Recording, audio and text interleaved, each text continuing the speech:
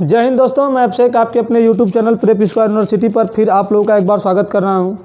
अगर आप इस चैनल पर नए हैं तो कृपया करके हमारे चैनल को सब्सक्राइब कर लीजिए, क्योंकि यहां पर शिक्षक भर्ती से संबंधित जो भी अपडेट होती है मैं जल्द से जल्द आप लोगों को उपलब्ध कराने की कोशिश करता हूँ। तो देखिए, अब आप लोगों ने देखा होगा कि मेरे सामने ये एक सफ़ेद कलर का वाइट बोर्ड दिख रहा है। तो ये आप ही लोगों की प्यार के बदौलत मैंने ये वाइट बोर्ड अपने मार्केट से ख़रीद के लाया है। मेरे भाई मेरे बहन जो भी मेरे यूट्यूब से जुड़े हैं वो लोग कह रहे थे कि जो भी सर समझाइए आप वाइट बोर्ड पर समझाइए तो अच्छे से समझ में आएगा। तो आप ही लोगों के कहने पर मैंने ये वाइट बोर्ड ख़रीद के लाया है। तो आइए लेट न करते हुए वीडियो को स्टार्ट करते हैं। देखिए, जो यूपी बीएड एंट्रेंस एग्ज़ाम 2022 से 2024 तक होने वाला है, ये पहली बात कि 2 साल का कोर्स होता है। जो भी स्टूडेंट ग्रेजुएशन करने के बाद, पोस्ट ग्रेजुएशन करने के बाद शिक्षक बनने का सपना जिनका भी होता है तो वो बीएड या बीटीसी करते हैं। तो इस कोर्स में, इस वीडियो में हम लोग बीएड एंट्रेंस एग्ज़ाम के बारे में बात करेंगे। हमारी नेक्स्ट वीडियो जो होगी बीटीसी के बारे में होगी कि कौन बेस्ट होगा, बीएड या बीटीसी। तो पहले हम लोग बीएड के बारे में जान लेते हैं। देखिए, ये फरवरी का लगभग 21 तारीख आज हो गई है, लेकिन अभी फार्म नहीं आया है एंट्रेंस एग्ज़ाम का।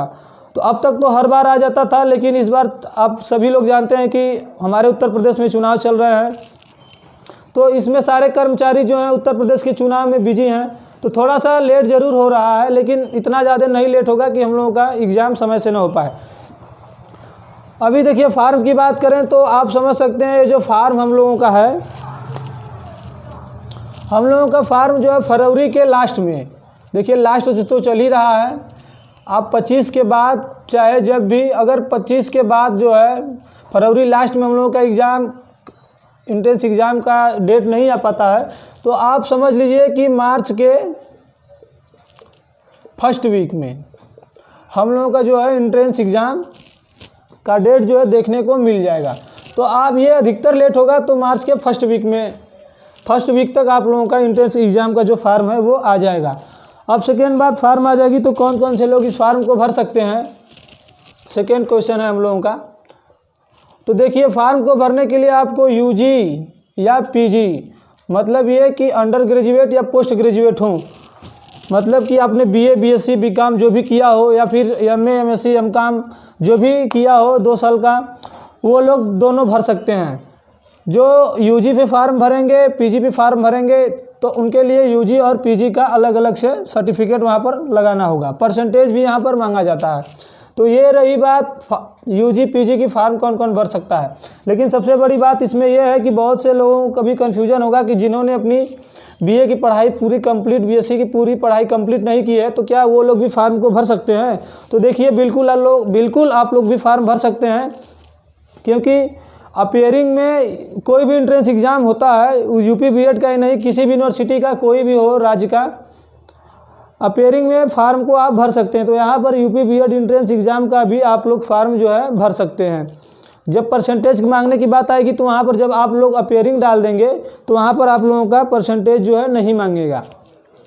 तो ये फार्म कौन कौन भर सकता है उसकी बात होगी। अब फार्म की फ़ीस कितनी लगेगी। देखिए, फार्म कोई भी निकलता है तो सरकार के द्वारा, विभाग के द्वारा फार्म फीस डिसाइड की जाती है कि इतनी फ़ीस लगेगी। तो देखिए, फ़ीस के बारे में जो जनरल कैंडिडेट हैं और ओबीसी कैंडिडेट, जनरल और ओबीसी कैंडिडेट को फार्म की फ़ीस जो है ये 1500 रुपये हर बार रखी जाती है। तो इस बार भी अनुमान यही लगाया जा रहा है कि 1500 रुपये फ़ीस इस बार भी रखी जाएगी।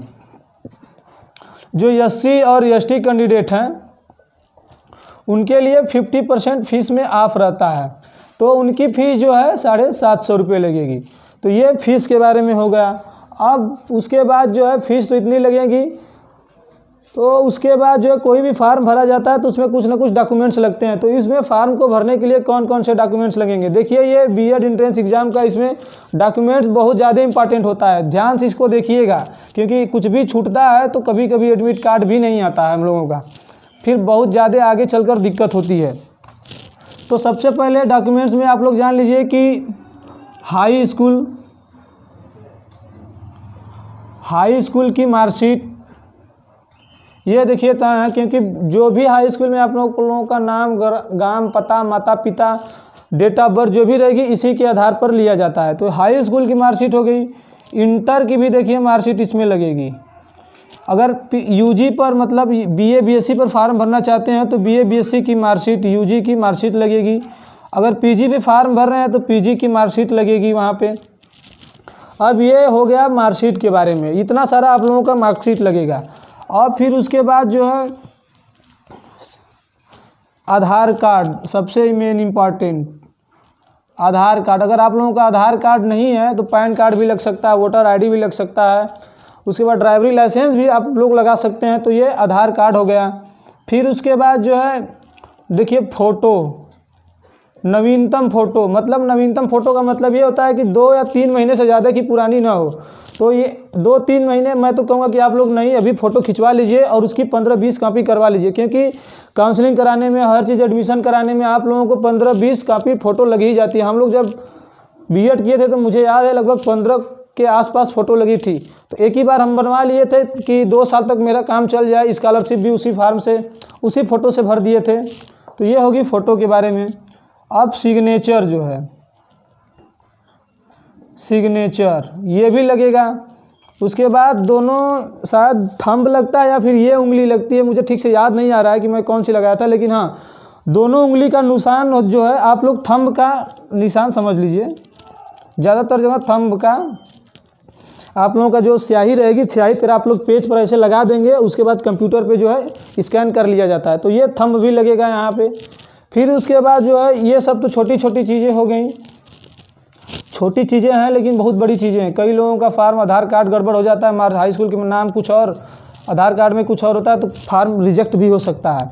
ये सब हो गया। और उसके बाद देखिए आय लगेगी आप लोगों की, आय जाति लगेगी। अगर आप जनरल कैंडिडेट हो तो आपकी जाति नहीं लगेगी, ओबीसी एससी ईडब्ल्यूएस वालों की जाति लगेगी।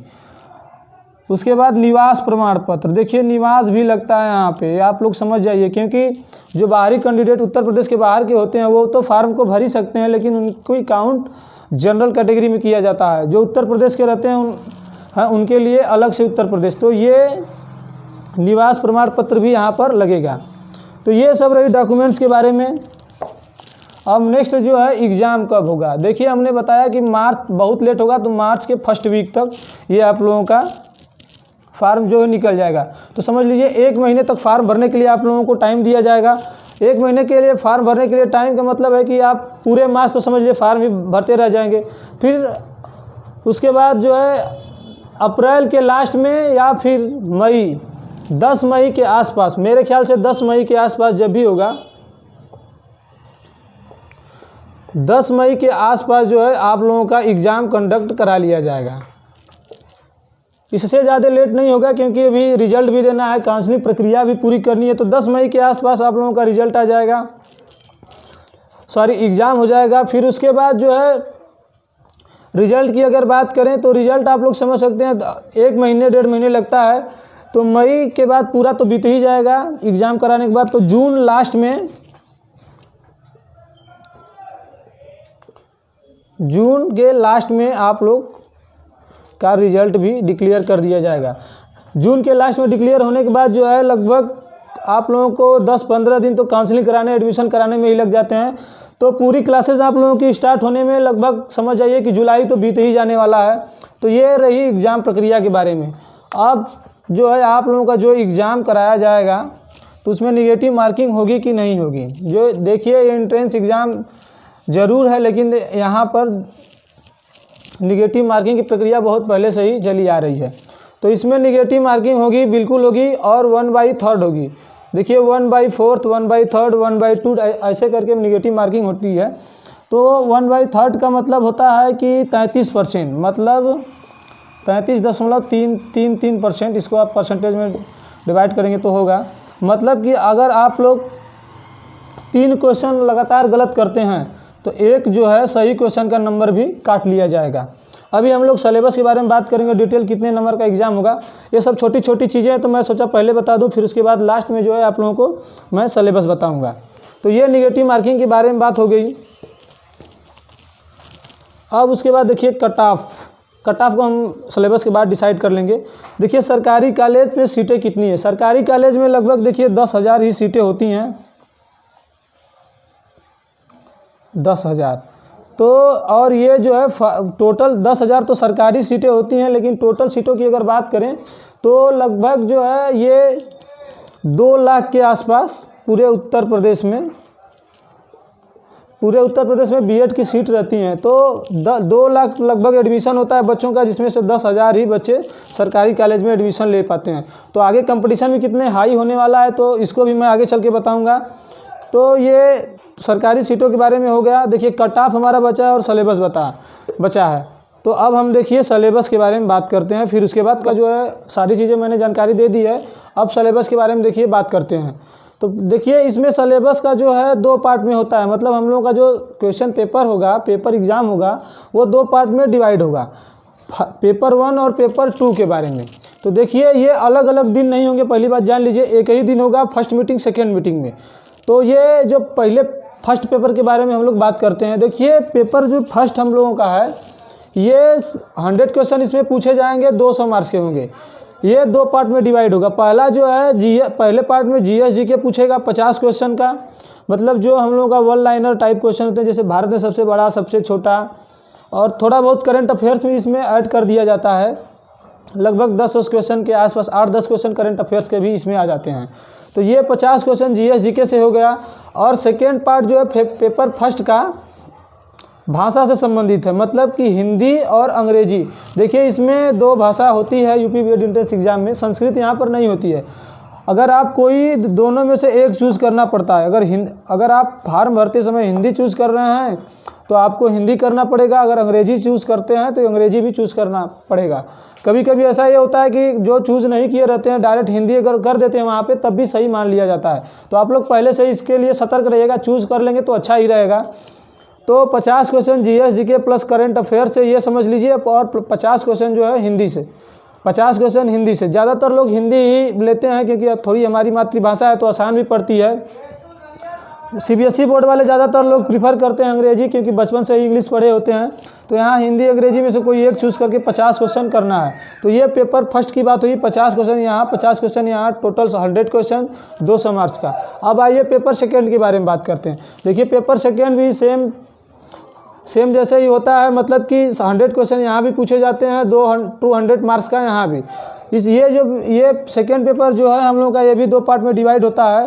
पहले पार्ट में जो है रीजनिंग के क्वेश्चन पूछे जाते हैं, 50 क्वेश्चन यहाँ भी। देखिए मैथ मैंने नॉर्मल यहाँ इसलिए लिखा है क्योंकि जैसे बट्टा हो गया, लाभ हानि हो गया, थोड़े छोटे छोटे क्वेश्चन जो नंबर सिस्टम के हो गए, कभी कभी यहाँ से जो मैथ और रीजनिंग दोनों में आते हैं वो पूछ लिए जाते हैं। अब ऐसा मैथ का मतलब ये नहीं समझिए कि हाई स्कूल इंटर जो है वहाँ तक की मैथ आप लोगों से पूछ ली जाएगी, तो ऐसा बिल्कुल भी नहीं है। और सेकेंड पार्ट जो है यहाँ देखिए आप लोग, आर्ट, साइंस, एग्रीकल्चर यहाँ पर मैंने लिखा है, मतलब कि जो अभी आप लोगों का बैकग्राउंड हो, मतलब आप लोगों ने बीए किया हो तो आप लोगों का सिंपल सी बात है आर्ट बैकग्राउंड होगा, अगर बीएससी किया हो तो साइंस बैकग्राउंड होगा, एग्रीकल्चर से अगर आप लोगों ने बीएससी किया है तो एग्रीकल्चर का बैकग्राउंड होगा। तो ये देखिए जो आप लोगों का बैकग्राउंड है, वहाँ एग्ज़ाम भरते समय आप लोगों से पूछा जाएगा आपका बैकग्राउंड क्या है। तो अगर जो भी आप लोग डालेंगे, अगर आप लोग बीए किया है तो आर्ट वाला करेंगे, बीएससी किए हैं तो साइंस का करेंगे, अगर बीकॉम किए हैं तो देखिए जो वाणिज्य वाला सेक्शन होता है उसको आप लोग करेंगे। यहाँ बीकॉम को भी मैं नोट कर दे रहा हूँ। मतलब ये कि जिस भी बैकग्राउंड से अगर आप लोग होंगे वहाँ से भी 50 क्वेश्चन पूछे जाएंगे। मतलब 50 क्वेश्चन देखिए पेपर में सबके लिए अलग अलग से डिवाइड, एक ही में पेपर तो रहेगा लेकिन आपको उसमें ढूंढ कर करना पड़ेगा कि मैं आर्ट बैकग्राउंड का हूँ तो मुझे ये सब पूछना है। अगर इसमें देखिए पूछता क्या है, जैसे हाई स्कूल इंटर तक में जो भी आप लोगों ने पढ़ा हो, इतिहास, भूगोल, नागरिक शास्त्र, जैसे सेम चीज़ें जो यहाँ होती हैं वही चीज़ थोड़ा सा 1-2 लेवल उठाकर यहाँ पूछ देता है। साइंस में भी वही कंडीशन है, एग्रीकल्चर बीकॉम वालों के लिए भी वही कंडीशन है। तो ये रही देखिए दोस्तों सिलेबस के बारे में। अब हम लोग बात करते हैं कि टोटल देखिए यहाँ 200 मार्क्स, यहाँ 200 मार्क्स, तो टोटल जो है 400 मार्क्स का ये एग्ज़ाम हो गया। इन लोगों की कट ऑफ भी एक ही बनती है, ये नहीं कि पेपर फर्स्ट की अलग कट ऑफ बने, सेकेंड पेपर की अलग कट ऑफ बने। तो इन लोगों की 400 टोटल नंबर हो गए, तो कितने का कट ऑफ बनेगा आइए इसके बारे में हम लोग बात करते हैं। 200 क्वेश्चन मैंने आप लोगों को बता दिया है कि 200 क्वेश्चन, 100 क्वेश्चन फर्स्ट पेपर में, 100 क्वेश्चन सेकेंड पेपर में, कुल मिला के 200 क्वेश्चन पूछे जाएंगे और ये जो नंबर है 400 नंबर का होगा। नेगेटिव मार्किंग के बारे में मैंने पहले ही बता दिया है कि नेगेटिव मार्किंग आप लोगों को 1/3 होने वाली है। तो ये 400 नंबर का हो गया। तो 400 नंबर में देखिए कट ऑफ कितनी जाती है, ये मैं आप लोगों को बता देता हूँ। कट ऑफ जो है सबकी अलग अलग बनाई जाती है। जनरल की अलग से कट ऑफ रहेगी, ओबीसी की अलग से, जैसे हर चीज़ों में बनती है। एससी की अलग कट ऑफ, और भी जितने भी कैटेगरी वाले होते हैं उनकी भी अलग कट ऑफ बनती है। अब तो ईडब्ल्यूएस के जो हैं स्टूडेंट, उनकी भी अलग कट ऑफ बनेगी। तो कट ऑफ के बारे में देखिए दोस्तों, जानते हैं कि पिछली बार देखिए क्या हुआ था कि अब तो बीएड का क्रेज जो है बढ़ चुका है। बीटीसी कोई करना नहीं चाहता, तो अच्छे अच्छे जितने भी सारे यूपीएससी वाले, पीसीएस वाले स्टूडेंट होते हैं वो सब भी अब बीएड कर रहे हैं, क्योंकि अपॉर्चुनिटी बहुत अच्छी मिल जाती है यहाँ पे जॉब से संबंधित। अगर वहाँ पर कहीं नहीं सिलेक्शन होता तो टीचिंग एक अच्छा प्रोफेशन है, वहाँ पर लोग अपना सिलेक्शन ले लेते हैं। तो पिछली बार क्या ऐसा हुआ था कि 320 प्लस कई सारे लड़के ऐसे थे जो 400 में 320 प्लस कर दिए थे। 300 के आसपास भी बहुत सारे स्टूडेंट, सैकड़ों स्टूडेंट हो गए थे। तो आप समझ सकते हैं इतने 400 में लोग इतने मार्क्स ला रहे हैं, तो कंपटीशन कितना हाई होने वाला है। पहले क्या होता था कि अगर आप लोग 240 प्लस 10, 200 मान लीजिए प्लस 10, 250 जो भी स्टूडेंट कर देते थे जनरल कैटेगरी में, तो उनका भी एडमिशन आराम से सरकारी कॉलेज में हो जाता था। अब क्या ऐसा है, देखिए अगर आप किसी भी कैटेगरी से बिलोंग कर रहे हैं तो आप समझ जाइए कि वैल्यू बीएड की इतनी बढ़ चुकी है। किसी भी कैटेगरी से अगर आप लोग बिलोंग करते हो तो आप समझिए कि 260, समझ लीजिए 260 का टारगेट लेकर चलिए कि 260 प्लस ही हम लोगों का स्कोर हो। ये सभी कैटेगरी वाले, ऐसा नहीं कि सिर्फ जनरल वाले। 260, 250, 240 ऐसे स्कोर करेंगे तब जाकर आप लोगों को जो है सरकारी कॉलेज मिलने वाला है, अन्यथा तो नहीं मिलेगा। क्योंकि लगभग 4 लाख से 5 लाख देखिए स्टूडेंट फार्म भरेंगे आप, और ये सब जितने भी फार्म भरते हैं इसमें लगभग समझ लिए कि 90% लोग, 90 नहीं 95 समझिए, 95% लोग एडमिशन लेने वाले होते हैं। तो आप समझ सकते हैं कि ये अब वो ज़माना नहीं रहा कि 1 नंबर पे भी, 0 नंबर पे भी लोगों का एडमिशन बीटीसी में बीएड में हो जाता था। होने को तो अभी भी होता है, 15-20 नंबर पे, 100-50 नंबर पे भी हो जाता है प्राइवेट कॉलेज में, लेकिन सीटें खाली रहेंगी तब होगा। अब तो उम्मीद भी नहीं किया जा सकता, क्योंकि सारे जितने भी कॉलेज हैं सबकी अब एडमिशन फुल कर लेते हैं, सीट फुल हो जाती हैं, और पहले ही आप लोगों को जाकर बात करना पड़ेगा वहाँ पे। तो किसी भी कैटेगरी से आप लोग बिलोंग करते हैं तो 260 प्लस स्कोर करिए, आप लोगों का आराम से एडमिशन हो जाएगा। पहले ही मैंने बता चुका है कि 10,000 जो सीटें हैं वो पहले ही मैंने आप लोगों को बता दिया है कि लगभग जो है 10,000 सीटें जो हैं सरकारी कॉलेज में हैं। उसके बाद जितने भी 2 लाख में 10,000 घटा लीजिए, लगभग 1,80,90,000 जो भी सीटें होती हैं वो प्राइवेट कॉलेजों में होती हैं। तो ये देखिए रही total BEd, UP BEd entrance exam के बारे में। अब देखिए सिलेबस को तो मैंने थोड़ा सा डिवाइड करके बता दिया है कि ये यहाँ से इतने क्वेश्चन पूछे जाएंगे। अगर आप लोग कमेंट करेंगे और जो है अगर यूपी बीएड एंट्रेंस एग्ज़ाम का जब फॉर्म आ जाता है तो कैसे इसकी तैयारी की जाए, कौन कौन सी बुक पढ़ी जाए, या फिर कैसे हम लोगों की इसके अच्छे तरीके से प्रिपरेशन की जाए, ये सब जानकारी मैं आप लोगों को वीडियो के माध्यम से बताऊँगा। और इसका जो है एक बार मैं syllabus line by line detail आप लोगों के कहने पर मैं ज़रूर बताऊँगा इसको। तो आप लोग से मैं एक बार यही फिर रिक्वेस्ट करूंगा कि हमारे चैनल को अधिक से अधिक सब्सक्राइब करें। वीडियो अच्छा लगा हो तो लाइक करके ही जाएं, क्योंकि थोड़ा सा हमें भी एनर्जी मिलती है। तबीयत मेरी भी ख़राब चली, फिर भी मैं आप लोगों के लिए वीडियो शूट कर रहा हूं। अकेला वीडियो शूट करता हूं, कैमरामैन भी मैं हूं, टीचर भी मैं हूं, लाइट की व्यवस्था भी मैं किया, सब कुछ मैं ही करता हूँ। तो थोड़ा सा मोटिवेशन मुझे भी मिलेगा। आप लोग वीडियो को हमारे ज़रूर लाइक करें, और इस वीडियो को उन स्टूडेंट के यहाँ भी ज़रूर पहुँचाएँ जो यूपी बीएड या बीटीसी करना चाहते हैं। अब नेक्स्ट वीडियो में मैं बीटीसी संबंधित जानकारी जो भी होगी मैं उसको लेकर आऊँगा। तो चलिए अब मिलते हैं नेक्स्ट वीडियो में, तब तक के लिए जय हिंद, जय भारत।